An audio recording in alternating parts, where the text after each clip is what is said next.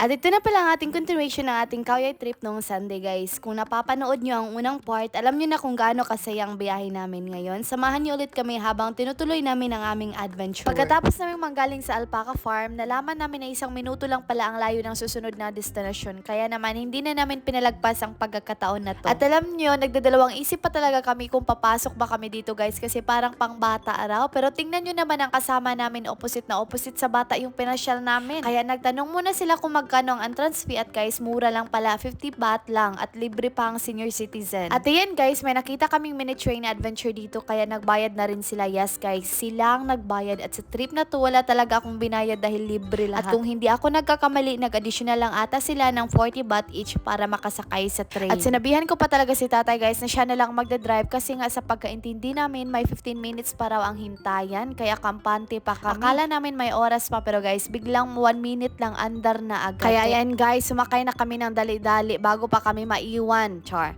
At heto, habang nakasakay na kami sa mini train, parang may biglang nagbago sa pakiramdam namin. Parang nabuhayan kami, parang bumalik kami sa pagkabata, yung simpleng saya na matagal mo nang hindi nararamdaman. Walang stress, walang iniisip, walang problema. Para kaulit batang naglalaro at nag-i-enjoy sa bawat sandali, guys. Habang umiikot kami, napapangiti na lang kami sa isa't isa. Sabi namin, uy, ang saya pala dito, no? Yung akala namin kanina na parang pangbata lang, biglang naging isa sa pinaka-enjoy naming party ng trip. At doon namin na-realize na sulit pala talaga ang pagpunta namin dito, hindi dahil sa laki ng lugar o kung kaano ito kasikat, kundi dahil sa saya at experience na nakuha namin. Kaya guys, huwag talaga nating i-judge ang isang lugar base lang sa itsura, sa sabi-sabi. Minsan yung mga lugar nga na akala mong simple lang, sila pa yung nagbibigay ng pinakamasayang alaala, basta subukan mo muna. At habang papalapit na ang hapon, guys, mas lalo pang gumanda ang trip na to dahil sa sunset. Guys, ibang klase yung view, yung kulay ng langit, yung hangin at yung paligid, parang mas kumpleto yung experience. Habang unti-unti lubog-lubog ang araw, guys, mas lalo naming nararamdaman yung saya at yung peace. Yung tipong kahit walang sabihin, sapat na yung tanawin. Doon mo masasabi na minsan, sapat na yung simpleng sandali para maging memorable ang isang biyahe. Kaya sabi namin, perfect ending talaga ito para sa araw na to. Simpleng trip lang, pero puno-puno ng